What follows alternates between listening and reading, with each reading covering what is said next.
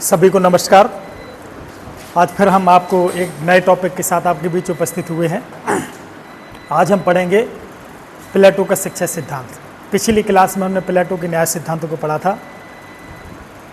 उसमें एक मिस्टेक हुई थी, उस मिस्टेक को सुधार लीजिएगा।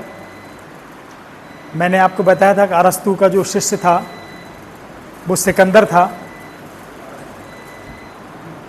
मैंने आपको बताया था कि अरस्तु का जो शिष्य था वो सिकंदर था, जिसको अलेक्जेंडर कहा जाता है। सिकंदर का नाम अलेक्जेंडर था, अलेक्जेंडर द ग्रेट बोला जाता है उसके लिए। और चंद्रगुप्त मौर्य चाणक्य का शिष्य था, चाणक्य उसका गुरु था। तो मैंने आपसे कहा था कि सिकंदर ने भारत पर 17 बार आक्रमण किया। ये गलत था। सिकंदर ने भारत पर सिर्फ एक बार आक्रमण किया। मेरे दिमाग में महमूद गजनबी घूम रहा था, तो मैं थोड़ा सा कंफ्यूज हो गया। महमूद गजनबी का जो डेटा है वो सिकंदर के साथ जुड़ गया। महमूद गजनबी ने भारत पर 17 बार आक्रमण किया था, सिकंदर ने सिर्फ एक बार भारत पर आक्रमण किया। वो भी एक युद्ध हुआ था, हैडेस पीच का युद्ध, प्रसिद्ध युद्ध माना जाता है हैडेस पीच का युद्ध। इसमें जब वो सिकंदर एशिया और फारस पर चढ़ाई करते करते जब वो भारत आया, तो जो पश्चिमी हिस्सा भारत का था, जो आज वर्तमान में पाकिस्तान और पंजाब है, वहाँ पर ये युद्ध हुआ था। और उस समय सिकंदर और उस समय का जो राजा था पोरिस, इन दोनों के बीच में युद्ध हुआ था। तो एक ही प्रमाण मिलता है इतिहास में कि सिकंदर ने भारत पर एक बार आक्रमण किया है, एक बार युद्ध हुआ। तो उसको आप लोग सुधार लीजिएगा, ठीक। चलिए प्लेटो के हम शिक्षा सिद्धांत की बात करते हैं। प्लेटो की जो रिपब्लिक थी उसमें उसने न्याय सिद्धांत, शिक्षा सिद्धांत, साम्यवादी सिद्धांत, दार्शनिक राजा के सिद्धांत, सारे के सारे सिद्धांतों के बारे में बात की। लेकिन प्लेटो के जो शिक्षा सिद्धांत है, इसका जो प्रमुख उद्देश्य था वो था दार्शनिक शासक का निर्माण करना।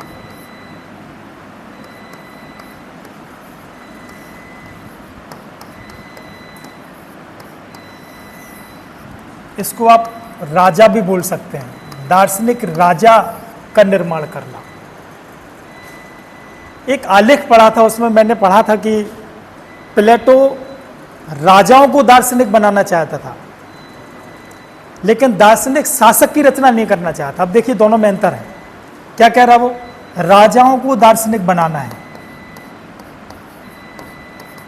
राजाओं को क्या बनाना है? दार्शनिक। इसका मतलब यह है कि जिन राज्यों में राजा है ऑलरेडी, जो राज्य कर रहे हैं, उनको क्या बनाना है? दार्शनिक बनाना है। तो उसके दोनों उद्देश्य थे, एक दार्शनिक शासक की रचना करना और राजाओं को दार्शनिक बनाना। इस प्रकार से उसने इन दोनों जो उद्देश्य थे उसने अपने शिक्षा सिद्धांत में इसको कवर किया है। क्लियर? सबसे पहले हम बात करते हैं कि शिक्षा होती क्या है।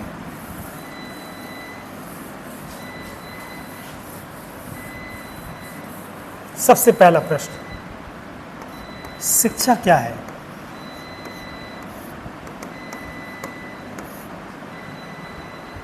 किसे कहते हैं शिक्षा? यदि आधुनिक शिक्षा पद्धतियों को देखा जाए तो शिक्षण संस्थाओं में अध्ययन करने वाली जो भी चीज़ें हैं, हम उनको शिक्षा कहते हैं। प्राचीन काल में जाया जाए, भारतीय ज्ञान परंपरा से यदि शिक्षा को जोड़ा जाए तो पहले आश्रम हुआ करते थे, कुलगुरु हुआ करते थे, एकेडमी हुआ करती थी। इन एकेडमियों में बच्चे जाते थे, बाल्यावस्था से ये प्रवेश कर जाते थे और पूरी शिक्षा अर्जित करने के बाद वो बाहर निकलते थे। जैसे हमने रामायण काल में देखा, महाभारत काल में देखा है ना। तो पहले आश्रमों में शिक्षा चलती थी, उसके पहले कुटुंबों में शिक्षा चलती थी। परिवार हमारी पहली शिक्षा की पहली इकाई होती है, ठीक है। प्रश्न ये नहीं है, प्रश्न ये है कि शिक्षा का संबंध किस चीज़ से है। सामान्यतः आप समझते होंगे शिक्षा का संबंध ज्ञान से है। किससे है? ज्ञान से। किस ज्ञान से? आत्मज्ञान,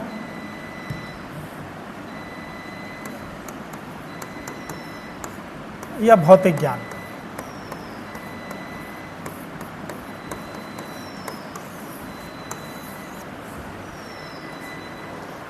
आधुनिक जो शिक्षा है वो सारी की सारी शिक्षा जो है क्या है,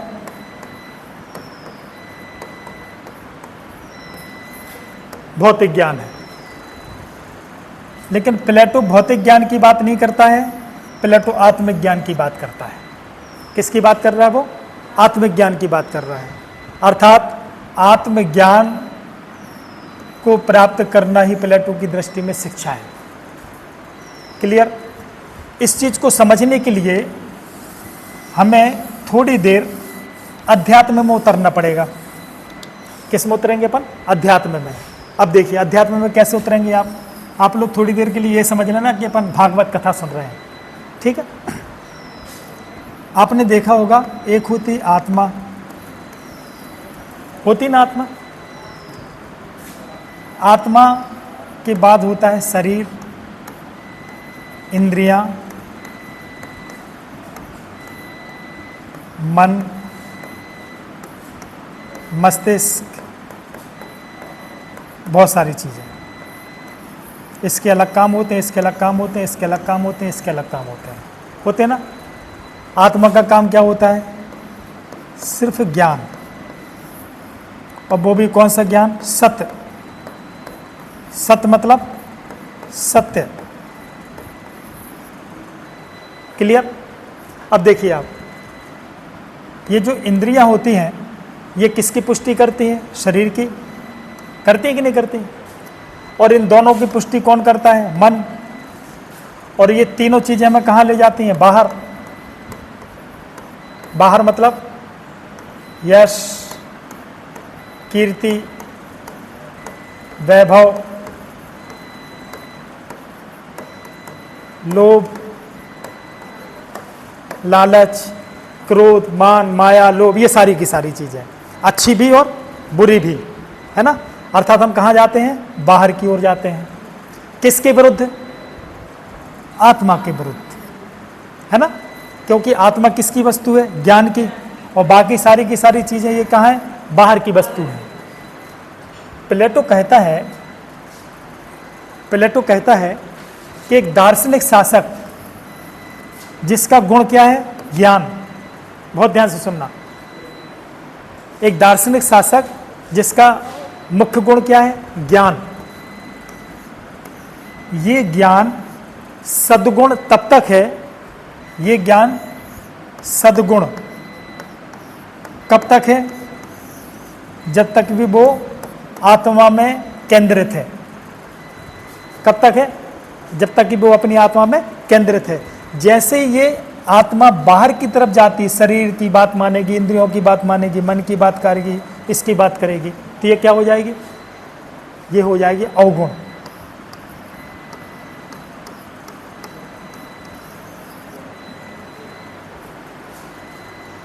अब शिक्षा का काम क्या है? शिक्षा का काम ये है, ये आत्मा जिसका मुख्य रूप ज्ञान है वो इसकी बुराइयों से बची रहे। किसकी बुराइयों से? इनकी बुराइयों से। शरीर में रहे, इंद्रियों में रहे, मन में रहे, मस्तिष्क में रहे, लेकिन इनसे अलग रहे। तो प्लेटो की शिक्षा का जो उद्देश्य है वो भौतिक शिक्षा नहीं है, अपने आत्मज्ञान का सद्गुण के रूप में प्रयोग करना। सद्गुण के रूप में मतलब जो उसका मूल स्वभाव है, जो उसका मूल कार्य है, उस कार्य को बड़ी ईमानदारी से संपादित करना। इसलिए उसने इस शिक्षा सिद्धांत की रचना रची कि एक शासक जो है, जो ज्ञान गुण की वजह से शासक बना हुआ है, वो अवगुण में परिवर्तित ना हो, उसके अंदर ये सारी की सारी बुराइयां ना आ पाए, अर्थात वो अपने सद्गुण के आधार पर काम करे। इसलिए प्लेटो ने शिक्षा सिद्धांत का प्रतिपादन किया है। अर्थात मूल रूप से उसकी शिक्षा का मतलब क्या है? इंटरनल, आंतरिक, अपने आत्मिक गुणों को विकसित करना। और किन गुणों, अवगुणों से बचना? जो आपके ये बाहर की जो अवगुण है इनसे बचे रहना। क्लियर? क्योंकि प्लेटो कहा करता है कि व्यक्ति को वही काम करना चाहिए जो प्रकृति प्रदत्त क्षमताएं उसको दी गई हैं। प्रकृति प्रदत्त मतलब जैसे आपने देखा होगा कि एक मूर्तिकार होता है जो मूर्तियाँ बनाते हैं, ये वाली गणेश जी और उसकी प्रतिमाओं की बात नहीं कर रहे, मिट्टी की, जो शिलाओं पर, चट्टानों पर जो मूर्ति बनाते हैं, वो क्या करते हैं, उनका विजन क्या होता है। जैसे कोई चट्टान है तो मूर्तिकार क्या करता है,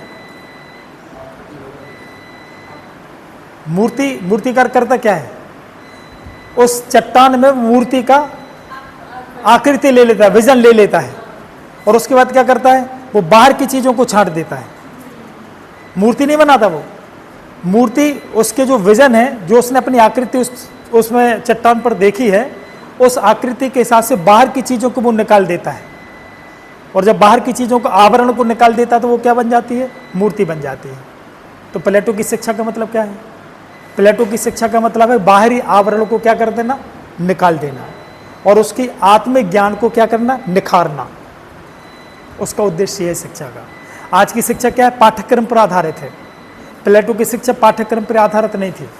प्लेटो की शिक्षा ये थी कि व्यक्ति के अंदर जो क्षमताएं हैं, उन क्षमताओं को खोजना और उनको बाहर निकालना और उसकी दिशा दे देना। तो प्लेटो की शिक्षा का मूल जो उद्देश्य था वो था आत्मज्ञान को सद्गुणों में परिवर्तित कर देना, सद्गुण। क्योंकि सुकरात कहा करता था कि सद्गुण ही ज्ञान है। क्लियर ना। बारकर कहता है,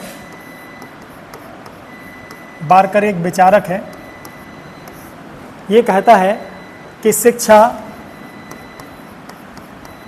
मानसिक रोग को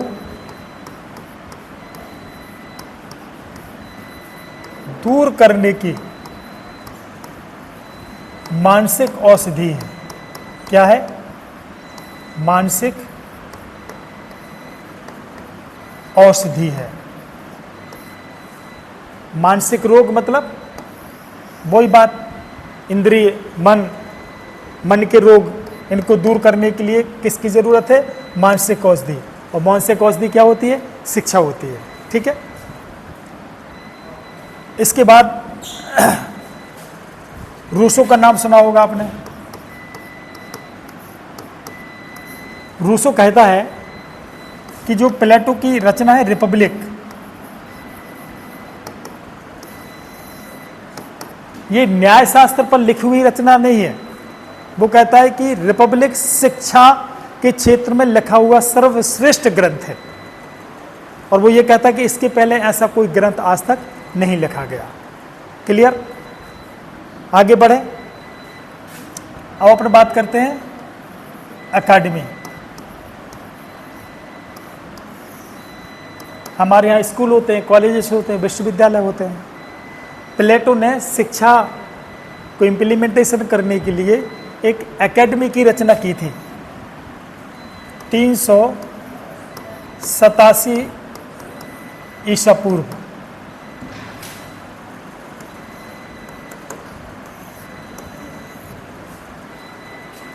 और इस एकेडमी के मुख्य गेट पर लिखा हुआ था,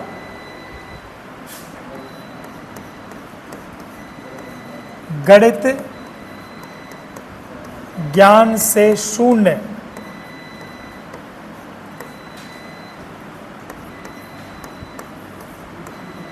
व्यक्ति का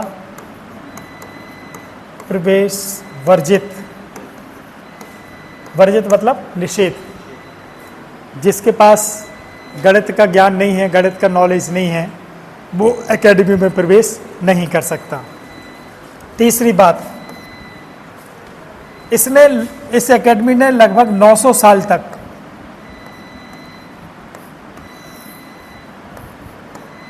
शिक्षा देने का काम किया।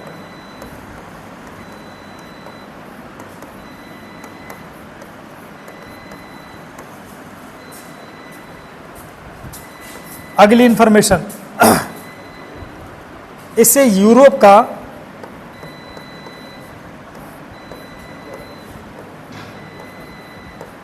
पहला विश्वविद्यालय कहा जाता है।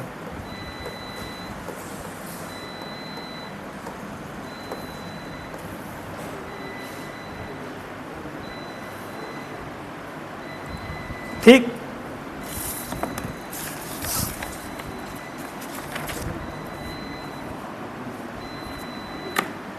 इसे क्या कहते हैं अपन? यूरोप का पहला विश्वविद्यालय। और इसकी एक अंतिम जानकारी जो है 529 ईसा पूर्व में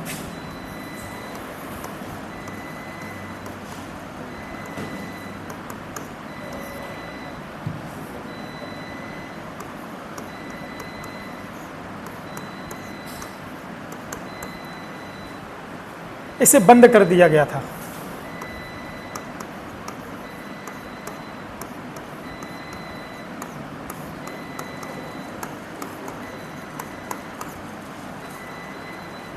और इसे बंद करा था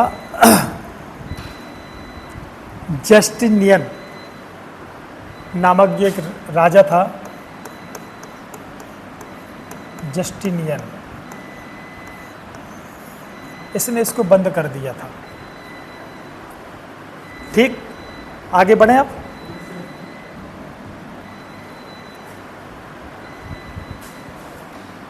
अब अपन बात करते हैं मुख्य मुद्दे की। प्लेटो के पूर्व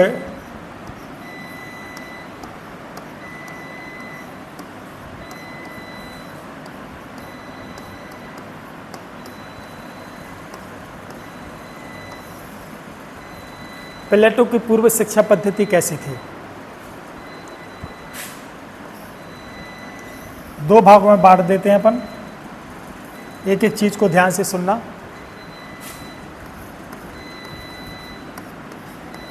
एथेंस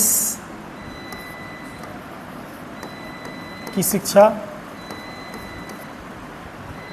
और दूसरा स्पार्टा।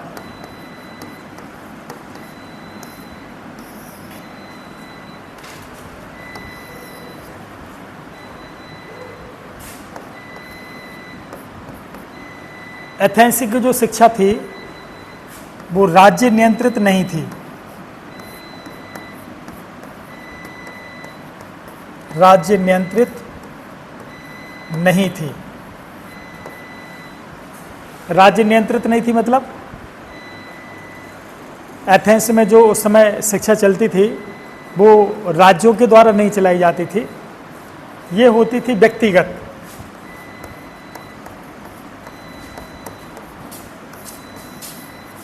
व्यक्तिगत होती थी।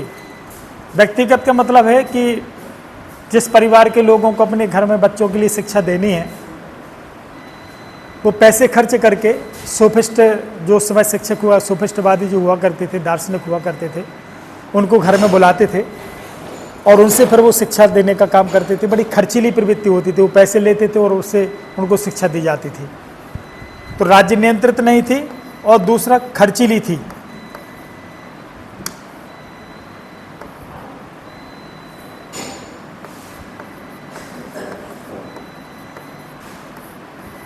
खर्चीली पद्धति थी, क्योंकि जब शिक्षकों को बुलाओगे आप घर तो पैसे तो देने पड़ेंगे। हर व्यक्ति सक्षम नहीं होता कि वो एफर्ट कर सके। आज की शिक्षा पद्धति से समझ जाओ आप, बहुत सारी कोचिंग व्यवसाय चल रहे हैं। मुझे लगता है स्कूल से ज़्यादा, कॉलेज से ज़्यादा कोचिंग व्यवसाय चल रहा है। तो वो क्या करते हैं, वो पैसा बहुत खींचते हैं, पढ़ाते हैं। तो उस समय एथेंस में राज्य नियंत्रित शिक्षा नहीं थी, व्यक्तिगत थी। सोफिस्टवादी पढ़ाते थे और उनका पैसा लेते थे, इस प्रकार से वो खर्चीली थी। तीसरी जो महत्वपूर्ण बात है इसमें कि स्त्रियों को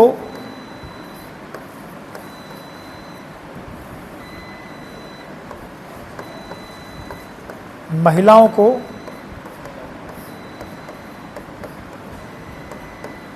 शिक्षा का निषेध था। मतलब यहाँ पर एथेंस में महिलाओं को शिक्षा नहीं दी जाती थी। और चौथा जो था, इनका जो उद्देश्य था वो था एक अच्छा नागरिक बनाना।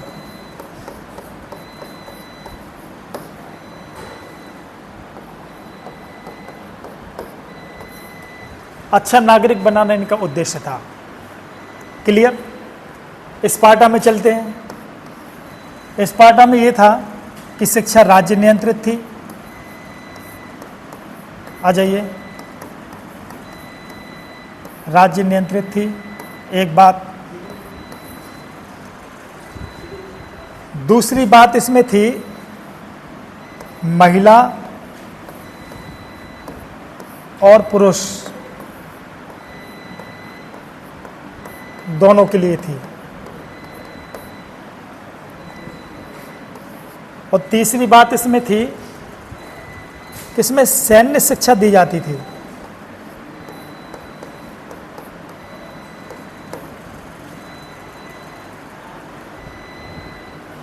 और चौथी बात थी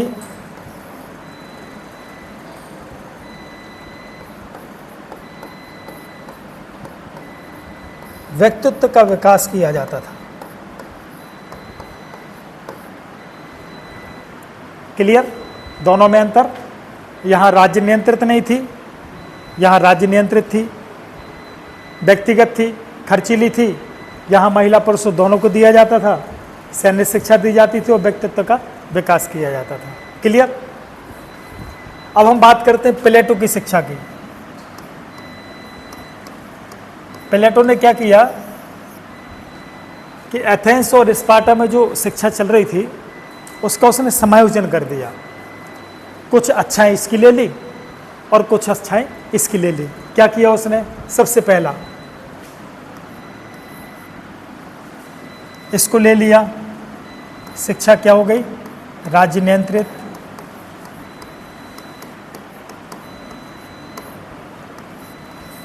दूसरा उसने ये भी ले लिया, महिला और पुरुष दोनों को। तीसरा उसने इसको आगे बढ़ा दिया, इसने कहा कि शारीरिक, बौद्धिक एवं भौतिक विकास।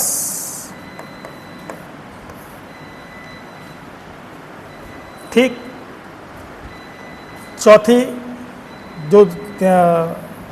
चौथी जो विशेषता थी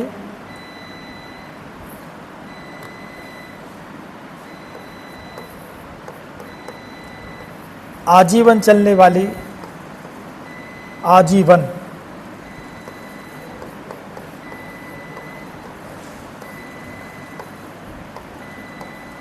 चलने वाली शिक्षा थी।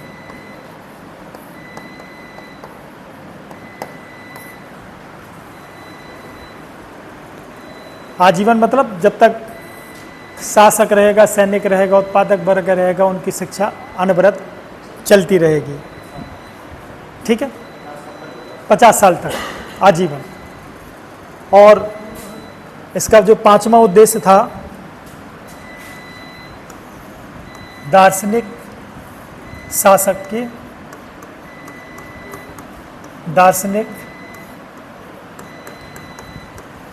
शासक का निर्माण करना।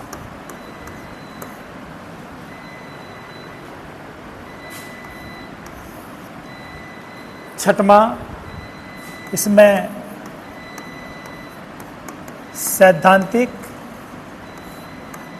एवं व्यवहारिक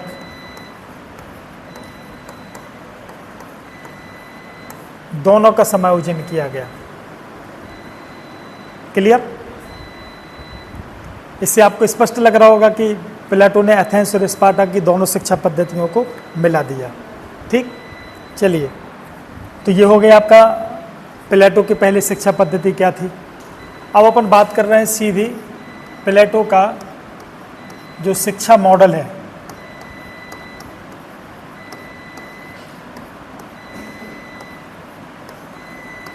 प्लेटो का शिक्षा मॉडल है ना, इसको अपन चाहे तो 3 भागों में बांट सकते हैं। पहला है अवस्था के आधार पर,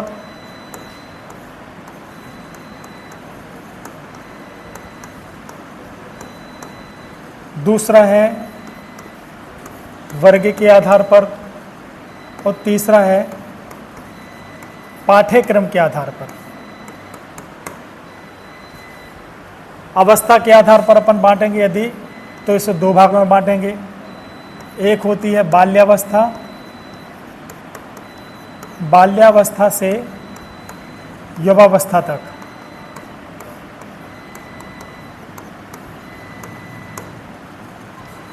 और दूसरी होती है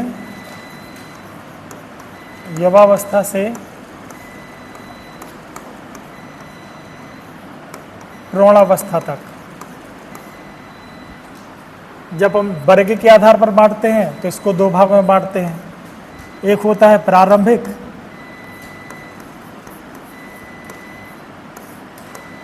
शिक्षा और दूसरी होती है उच्च शिक्षा। और जब पाठ्यक्रम के आधार पर बांटते हैं तो इसको कहा जाता है सैद्धांतिक शिक्षा और दूसरी व्यवहारिक शिक्षा।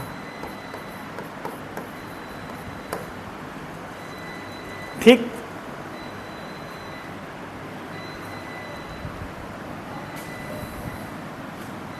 लेकिन अपन अब इसको बांटेंगे मात्र दो भागों में।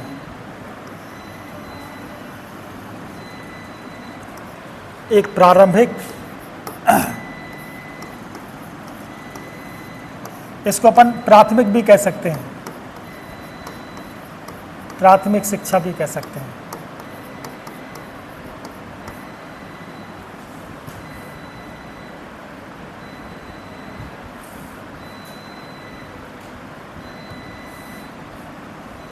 प्राथमिक भी कह सकते हैं आप इसको, है ना। और दूसरा होता है उच्च शिक्षा।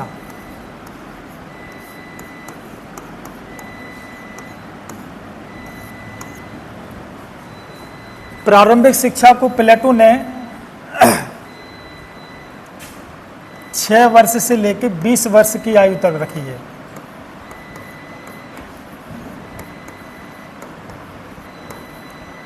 छह से लेकर 20 वर्ष तक। देखो 50 साल तक कैसे चलती है शिक्षा। कितने वर्ष तक?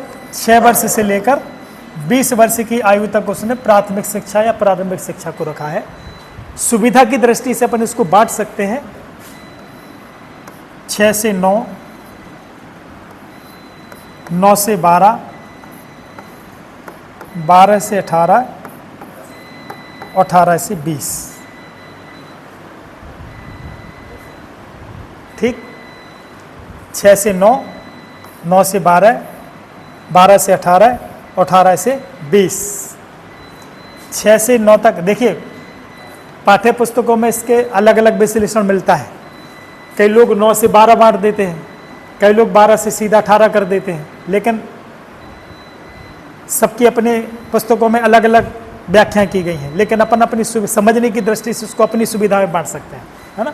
तो 6 से 9 में जब जो बच्चा होगा, राज्य नियंत्रित शिक्षा है, तो उसको परियों की कहानी सुनाई जाएगी।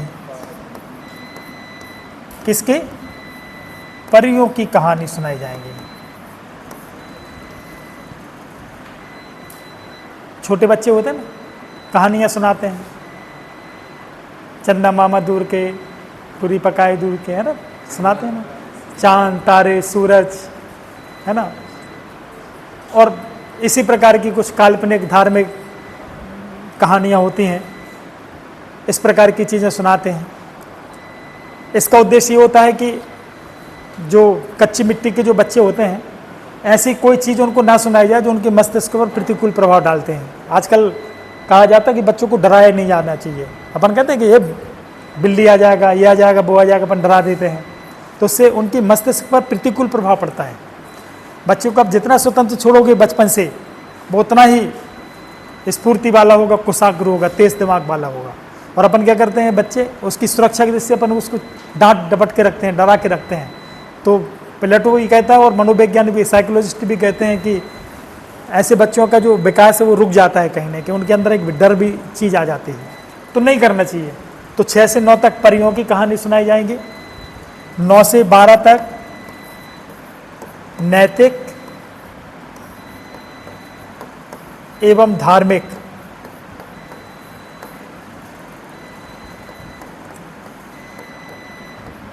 सदाचार की कहानियां सुनाई जाएंगी। ठीक, इसके बाद अपने 12 से 18 इसमें शारीरिक, बौद्धिक एवं संगीत की शिक्षा दी जाएगी। शारीरिक, बौद्धिक और संगीत की शिक्षा दी जाएगी। संगीत क्यों? संगीत मन को स्वस्थ करता है,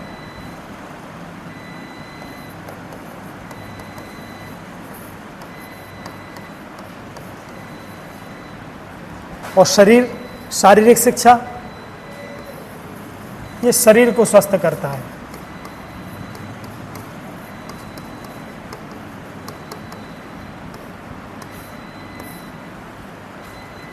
संगीत में क्या क्या आ जाएगा? गायन आ जाएगा, वादन आ जाएगा, नृत्य आ जाएगा, है ना, ये सारी की सारी चीज़ें आ जाएंगे। और शारीरिक, इसको अपन व्यायाम भी कह सकते हैं। व्यायाम मतलब कसरत वगैरह, आजकल जिम जाते हैं लोग, है ना। यहाँ इसका व्यायाम का अर्थ होता है, प्लेटो ने जो बात की है इसमें है शौर्य, वीरता और राष्ट्रभक्ति। इन तीनों चीजों की भावनाएं जागृत करना। शारीरिक शिक्षा का मतलब है शौर्य, वीरता और राष्ट्रभक्ति की भावना विद्यार्थियों के अंदर जागृत करना। तो इस प्रकार से 12 से लेकर 18 से तक में शारीरिक, बौद्धिक और संगीत की शिक्षा दी जाएगी। इसके बाद 18 से 20 में उसने कहा कि सिर्फ सैन्य शिक्षा दी जाएगी, पूरी तरह सैन्य शिक्षा।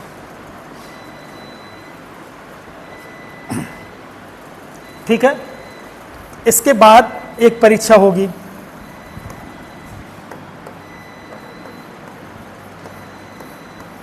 इसके बाद एक परीक्षा होगी। परीक्षा में जो उत्तीर्ण हो जाएंगे, 2 ही परिणाम होते हैं, एक होता है उत्तीर्ण और दूसरा होता है जिसको अपन बोलते हैं फेल, अनुत्तीर्ण। तो जो उत्तीर्ण हो जाएगा वो चला जाएगा कहाँ? उच्च शिक्षा के लिए। और जो अनुत्तीर्ण हो जाएगा वो चला जाएगा उत्पादक वर्ग में। कहाँ चला जाएगा? उत्पादक वर्ग। ये उत्पादक वर्ग कहाँ से आया? प्लेटो की न्याय सिद्धांत में हमने पढ़ा था ना कि प्लेटो ने कहा कि मनुष्य के अंदर 3 प्रकार के गुण होते हैं, एक ज्ञान गुण, दूसरा साहस गुण और तीसरा होता है क्षुधापूर्ति वाला, जो भोग विलास वासना इत्यादि में, इच्छाओं में विश्वास करता है, ये तीसरा गुण होता है। तो उसने कहा जो ज्ञान गुण का होगा वो राजा बनेगा या शासक होगा, जो साहसी है वो सैनिक बनेगा, और जो खाने पीने में ज़्यादा विश्वास करते हैं, इच्छाओं की पूर्ति में, वो उत्पादक वर्ग होगा। तो ये जो उत्पादक वर्ग है ये भी पढ़ा लिखा है प्लेटो की दृष्टि में। यहाँ जो अनुत्तीर्ण होगा वो कहाँ चला जाएगा? उसका काम होगा सिर्फ उत्पादन करना, व्यवसाय करना, इंडस्ट्रीज लगाना। किसके लिए? बाकी पूरे राज्य के लिए।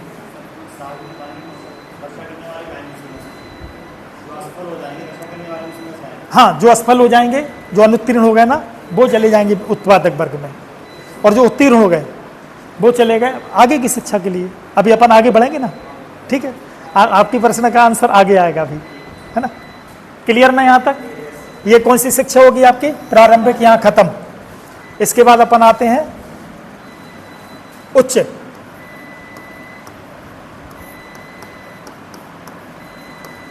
शिक्षा। इसको भी 2 भागों में बांटेंगे अपन।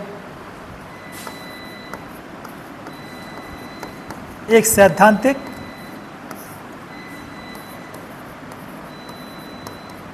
और दूसरा व्यवहारिक।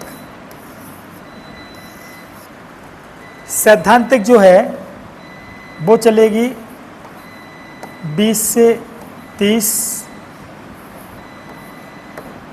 30 से 35, और ये चलेगी 35 से 50।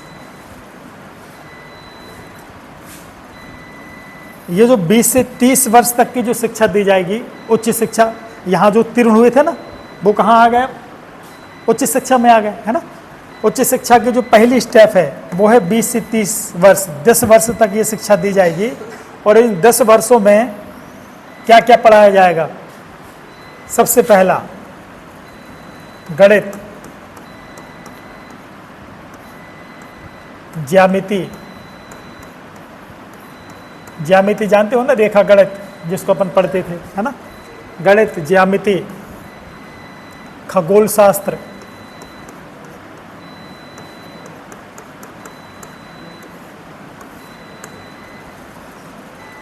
गणित, ज्यामिति, खगोल शास्त्र, आचार शास्त्र,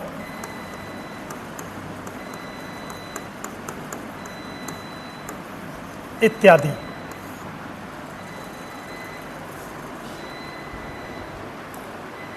इसी समय ज्योतिष भी पढ़ाया जाएगा इसमें, ज्योतिष या नक्षत्र विज्ञान। ये सारी की सारी चीज़ें पढ़ाई जाएंगी इन 10 सालों में, ठीक। इसके बाद आ जाओ 30 से 35। अब देखिए आप 20 से 30, 10 वर्ष तक शिक्षा अर्जित करने के बाद फिर से एक परीक्षा होगी। सतीश वहीं पहुंच रहा जहां तुम पहुंचाना चाह रहे हो। यहां फिर एक दूसरी परीक्षा होगी, ये परीक्षा नंबर है 2, ठीक है। इसमें जो पास हो जाएंगे, उत्तीर्ण होंगे, वो कहां जाएंगे? आगे बढ़ जाएंगे उच्च शिक्षा के लिए। और जो अनुत्तीर्ण होंगे ये बन जाएंगे सैनिक।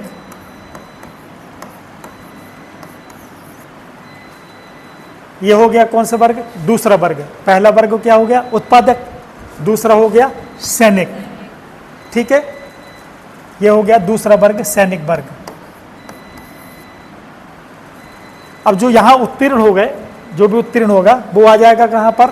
इस शिक्षा में 30 से 35 तक, 5 साल। इसमें पढ़ाया जाएगा द्वंद्वात्मक,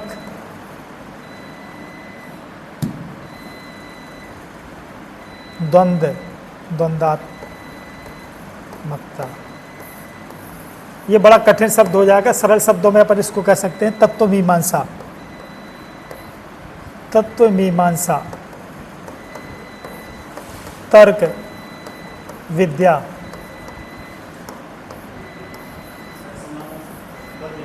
तत्वमीमांसा। हाँ, वो जो प्लेटो ने किया था ना, प्लेटो ने अपने 4 सोफिस्टवादियों को बैठा के उनसे पूछा था न्याय क्या है। सेफोलिस ने कुछ और कहा, पॉलीमार्कस ने कुछ और कहा, ग्लाउकन ने कुछ और कहा, और थ्रेसिमेकस ने कुछ और कहा। फिर उनके तर्कों को उसने काटा, काटने के बाद जो तर्की की कसौटी पे जो खरा उतरा उसको उसने सिद्धांत बना लिया। तो ये जो तत्वमीमांसा है ये इन 5 सालों में विद्यार्थी को सिखाई जाएगी कि कैसे तर्क करना है, मीमांसाएँ क्या होंगी, तर्क वितर्क क्या होगा, ये सारी की सारी चीज़ें। ये एक्चुअली क्या होता है, ये आत्मा का गुण है। फिर अध्यात्म में चले जाएं अपन तो आत्मा और मन दोनों के बीच में हमेशा संघर्ष चलता है। आत्मा तो सत है, वो तो सही सलाह देगी, और मन बाहरी चीज़ों के लिए क्रिएट करता है। तो इन दोनों के बीच में एक युद्ध चलता है। जैसे आपने देखा होगा कार्ल मार्क्स ने भी एक द्वंद्वात्मक पद्धति दी थी, वाद, प्रतिवाद और संवाद, 3 कैटेगरी दी। तो उसने कहा था कि मनुष्य के अंदर जब कोई विचार आता है, हीगल ने भी कहा था वाद, प्रतिवाद, संवाद।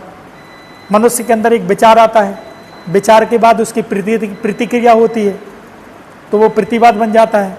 और दोनों के बीच में जो संघर्ष होता है उसके बाद जब निर्णय तक पहुंचते हैं तो वो संवाद हो जाता है। संवाद के बाद फिर वाद आता है, फिर प्रतिवाद आता है, फिर संवाद। तो ये प्रक्रियाएं चलती रहती हैं।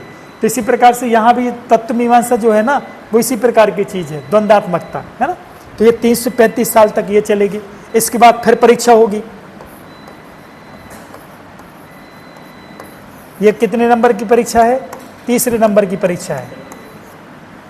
इसमें जो पास हो जाएंगे वो चले जाएंगे कहाँ पर? व्यवहारिक शिक्षा के लिए। और जो फेल हो जाएंगे वो सैनिक में नहीं जाएंगे, उत्पादक वर्ग में नहीं जाएंगे, ये जाएंगे संरक्षक वर्ग में। संरक्षक वर्ग का मतलब होता है अधिकारी, मंत्री इत्यादि। ये जो राज्य के जो प्रमुख पद होते हैं उन पर वो चले जाएंगे। कोई अधिकारी बन सकता है, कोई मंत्री बन सकता है। इसको अपन संरक्षक वर्ग बोलता है प्लेटो। ठीक है। इसके बाद जो यहाँ पास हो जाएंगे वो पहुँच जाएंगे कहाँ पर? व्यवहारिक शिक्षा में 35 से 50 वर्ष में। ये जो 35 से 50 वर्ष तक की जो शिक्षा है ये बड़ी कठिन है। 15 वर्ष की शिक्षा है ये। इसको कहा जाता है व्यवहारिक शिक्षा।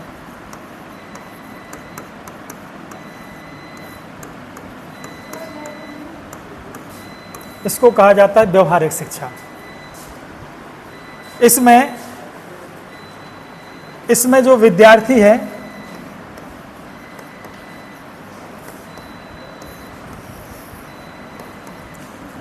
एक संत की भांति, संत जानते हैं ना, फकीर भी जानते होंगे।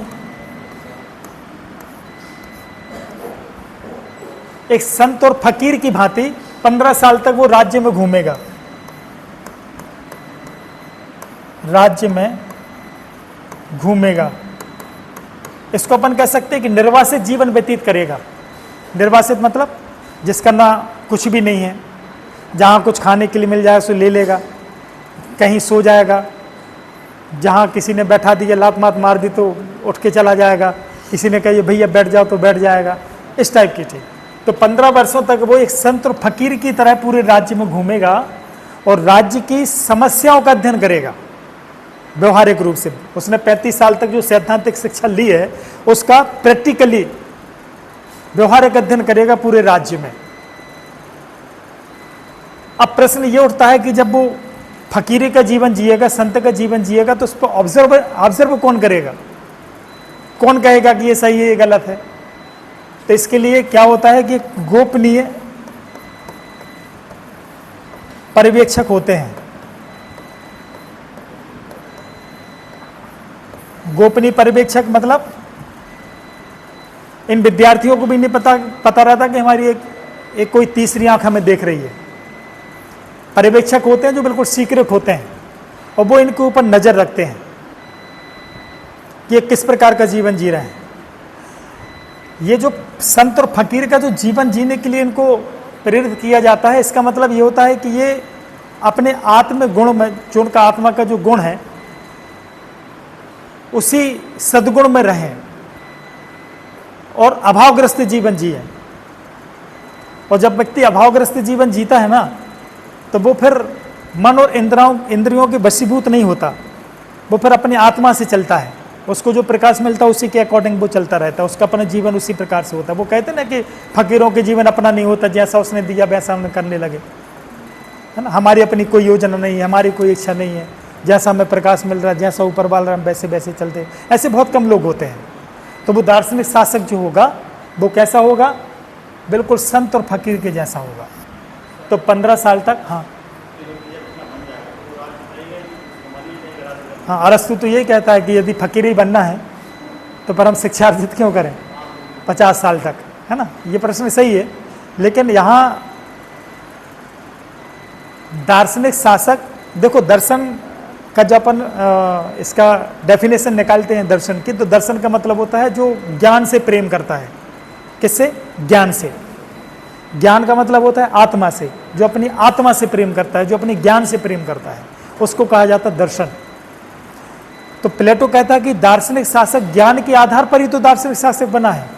तो उसका जो प्रेम होना चाहिए पूरा ज्ञान पर होना चाहिए, उसको बाहरी चीजें अट्रैक्ट ना कर पाए, वो विकृत ना हो पाए। क्योंकि यदि वो विकृत हो जाएगा, जैसे भी आपने देखा कि छिंदवाड़ा में सिरप के पीने से 14-15 बच्चे खत्म हो गए। हाँ, नहीं पढ़ा पेपर में, पढ़े होंगे। वो जो सिरप बनाने वाली जो कंपनी है, वो सिरप जहर बन गया। कोल्ड का खांसी जुकाम के लिए बच्चों को देते हैं वो सिरप। कफ सिरप अब सोचिए आप, एक डॉक्टर है, डॉक्टर का काम क्या होता है? इलाज करना, उपचार करना। उसने वो अधिक फायदा के लिए उसने उसमें एक्स्ट्रा केमिकल्स मिला दिया और बच्चों को नुकसान हो गया, खत्म हो गए। तो ये प्रवृत्ति क्यों आई? लोभ और लालच।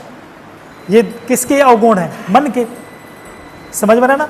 तो यहाँ प्लेटो का जो उद्देश्य है वो यही है कि जो एक दार्शनिक शासक है उसको बाहरी जो मन और इंद्रियों के वशीभूत जो चीज़ें होती हैं वो उसको अट्रैक्ट ना कर पाए। और अट्रैक्ट कब नहीं कर पाएंगे? जब वो 15 साल तक संत और फकीर का जीवन जिएगा। और जब वो यहाँ संत और फकीर का जीवन जिएगा तो राजगद्दी पे बैठेगा ना, तो वहां भी वो संत और फकीर ही होगा, वहां फिर वो राजा नहीं होगा। वो अपना जो जीवन है वो सात्विक जीवन जिएगा। जैसे आप हमारे यहाँ के प्रधानमंत्री थे लाल बहादुर शास्त्री।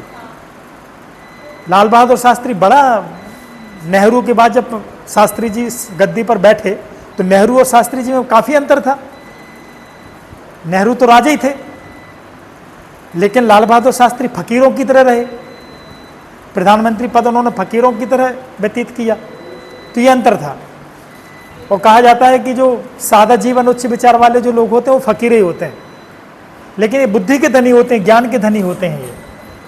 तो इस प्रकार से जो 15 साल तक की जो शिक्षा है वो पूरी तरह व्यवहारिक है और वो 15 साल तक पूरे राज्यों में घुमक्कड़ जनजाति की तरह घूमता रहेगा, घुमक्कड़ रहेगा और राज्य की जो समस्याएं हैं उनको देखेगा, समझेगा, समाधान करेगा।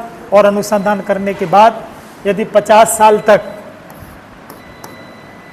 15 वर्ष यदि उसने सफलतम ये जीवन जी लिया तो उसके बाद जो व्यक्ति बचेगा एक, वो बन जाएगा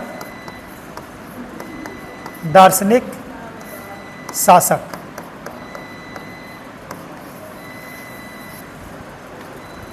प्लेटो कहता है सोने को जितना तपाओ उतना निखरता है। ऐसे ही ज्ञान गुण के धनी, यदि ज्ञानी व्यक्ति को आप जितना तपाओगे ना वो उतना ही निखर के बाहर आएगा। तो प्लेटो की जो शिक्षा है वो एक प्रकार से वो सोने को पकाने वाली चीज़ है, अग्नि में जलाने वाली चीज़। जितना आप जलाते चले जाओगे वो उतना ही कुंदन बन जाएगा, है ना। तो इस प्रकार से 50 साल की शिक्षा अर्जित करने के बाद जो व्यक्ति बचेगा, यदि बचा तो वो क्या बन जाएगा? दार्शनिक शासक बन जाएगा। तो ये थी प्लेटो की शिक्षा पद्धति। हाँ, इसकी आलोचना लिख लो, लिखा देते हैं।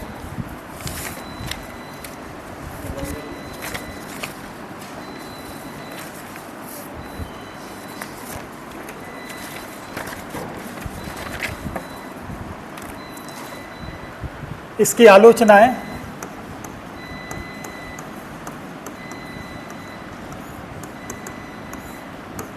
पहला, आप भी कर सकते हैं आलोचना। सबसे बड़ी आलोचना इसकी क्या है? बहुत लंबी अवधि तक शिक्षा है, लंबी अवधि तक चलने वाली शिक्षा।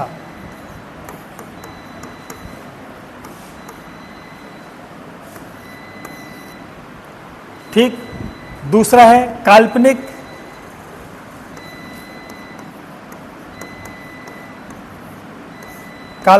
एवं आदर्शवादी।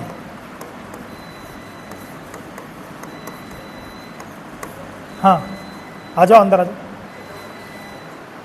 थोड़ी देर बाद 10 मिनट रुक जाओ। दूसरा है काल्पनिक और आदर्शवादी। क्यों कहते हैं इसको? लंबे समय तक तो चलने वाली ठीक है, लेकिन काल्पनिक और आदर्शवादी क्यों कहा गया? उसके पीछे वजह है। और प्लेटो का एक मित्र था दियोन।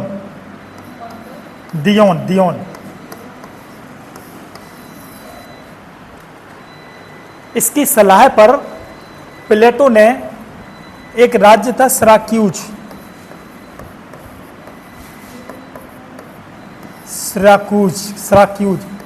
इसका जो राजा था वो था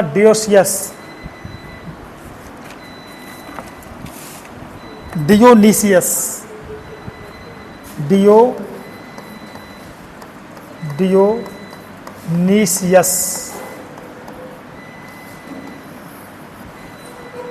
अब देखो बहुत ध्यान से सुनना मेरी बात। दियोन कौन था? प्लेटो का मित्र था। डियोनीसियस कौन था? सिराक्यूज का राजा था। इसकी सलाह पर प्लेटो ने डियोनीसियस को दार्शनिक शासक बनाने की शिक्षा दी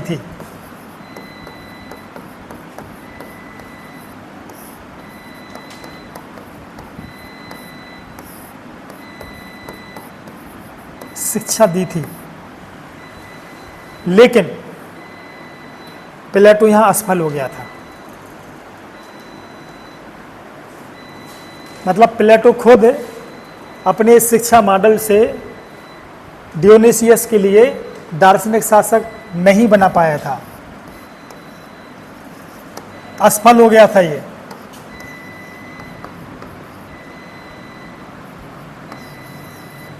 तो जब ये असफल हो गया प्लेटो, तो इसने अपने रिपब्लिक में जो विचार दिए उन सारे के सारे विचारों को बदल दिया और उसने फिर एक नई रचना की, स्टेट्समैन, जिसमें उसने संविधान का वर्गीकरण किया था। और उसके बाद जो पूरी तरह सारे सिद्धांतों को बदलते हुए उसने एक नई रचना ली थी, जिसका रचना का नाम था द लॉज, जिसमें विधि के शासन की बात की थी। तो उसने अपने रिपब्लिक के सारे सिद्धांतों को बदल के लॉज में नई रचना की थी। उसे कहा जाता है उप आदर्श राज्य। इसको कहते हैं दार्शनिक शासक का सिद्धांत, उसको कहा जाता है उप आदर्श राज्य का सिद्धांत। तो जब प्लेटो यहाँ फेल हो गया तो उसने अपने सारे सिद्धांतों को बदल दिया था और रिपब्लिक का पूरा परिमार्जित रूप जो है वो लॉज में मिलता है। ठीक, तो ये दूसरी विशेष आलोचना थी। तीसरी जो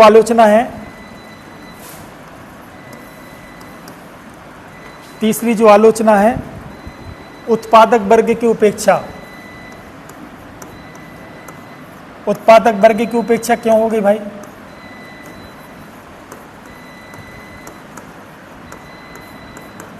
उत्पादक वर्ग की उपेक्षा क्यों हो गई? इसलिए क्योंकि वो पढ़ने के बाद आगे नहीं बढ़ सकता। भाई उसने 20 वर्ष तक शिक्षा अर्जित की, अनुत्तीर्ण हो गया। अनुत्तीर्ण होने के बाद वो उत्पादक वर्ग में चला गया। अब यदि उसके अंदर पढ़ने की इच्छा भी हो, आगे बढ़ने की भी इच्छा हो, तो बेचारा शिक्षा अर्जित नहीं कर सकता। वही चीज़ सैनिक के साथ है कि वो 30 साल तक उसने शिक्षा अर्जित की और बेचारा बना सैनिक। यदि उसके आगे पढ़ना चाहे तो वो पढ़ नहीं सकता क्योंकि वो फेल हो गया है ना, तो उसको दूसरा अवसर नहीं दिया जा रहा। तो इस प्रकार से उत्पादक वर्ग की उपेक्षा है। इसके बाद है विविधता का अभाव है। इसमें विविधता,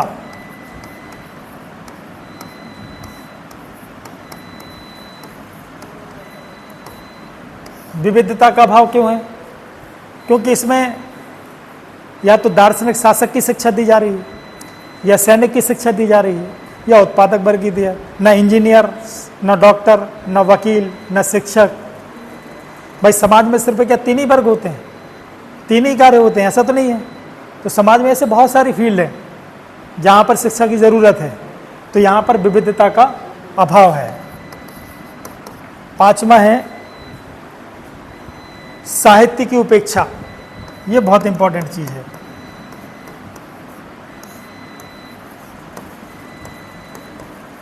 प्लेटो ने अपनी एकेडमी में साहित्य की शिक्षा नहीं दी। संगीत की तो दी है उसने, लेकिन साहित्य की नहीं दी। वो मानता था कि ये जो कवि लोग होते हैं, कवि और साहित्यकार,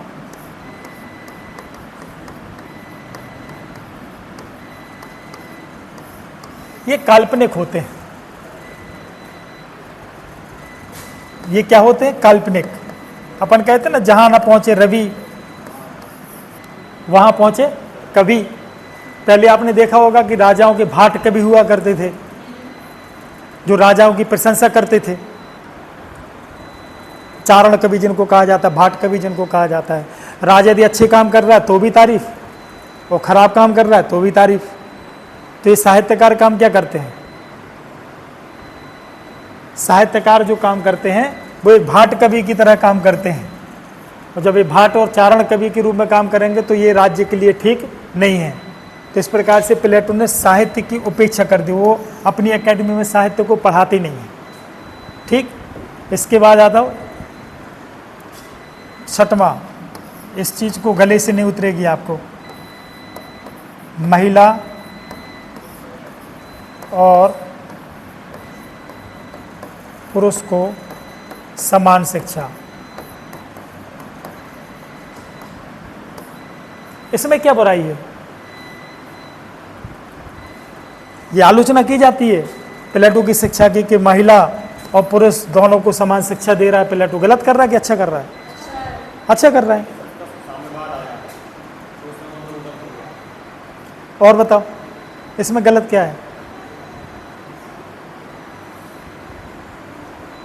इसमें गलत है ना?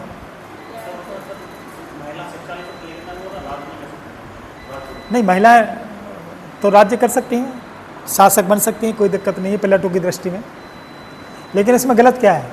गलत ये है कि महिलाओं की शिक्षा के भी अपनी विषय होते हैं, जैसे गृह विज्ञान है, महिला बाल विकास है, समाजशास्त्र जैसे, है ना। ऐसी कुछ विधाएं ऐसी होती हैं जो सेपरेटली महिलाओं के लिए होती हैं, तो उसका प्रावधान प्लेटो ने अपनी एकेडमी में नहीं किया। वो सिर्फ 3 ही शिक्षा दे रहा है, शासक बन जाओ, सैनिक बन जाओ और उत्पादक वर्ग बन जाओ। तो जो शिक्षा महिलाओं के लिए विशेष रूप से दी जानी चाहिए जिन विषयों की, वो तो आप उनको दे ही नहीं रहे। तो जब जब जब वो शिक्षा आप नहीं दे रहे, इसका मतलब क्या हुआ? क्या महिलाओं के खिलाफ काम कर रहे हैं? इसलिए इसकी आलोचना की जाती है, महिला और पुरुष को समान शिक्षा दे रहा है। इसके बाद है, अब ऐसी तो बहुत सारी आलोचनाएं हैं, मन से भी लिख सकते हो आप। प्लेटो के शिक्षा सिद्धांत में विरोधाभास है ना, संपूर्ण व्यक्तित्व का विकास नहीं करता, ऐसे बहुत सारी चीजें हैं। ठीक है, तो ऐसे आप आलोचना आपने, भाई किसी की बुराई करना हो तो कितना आसान होता है बुराई करना, और किसी की तारीफ करना हो, तारीफ के शब्द कम आएंगे और बुराई के ज़्यादा आ जाएंगे। तो इसकी बुराई कर दूँ ना, क्या दिक्कत है? और वो नई नई चीज़ें लेके आना कि प्लेटो ऐसा करता है, प्लेटो वैसा करता है, मतलब आलोचनाएं आप कर सकते हैं, है ना। तो इस प्रकार से ये आपका शिक्षा सिद्धांत था, और अगली बार हम मिलेंगे फिर एक नए टॉपिक के साथ, प्लेटो के साम्यवादी सिद्धांत के साथ। धन्यवाद।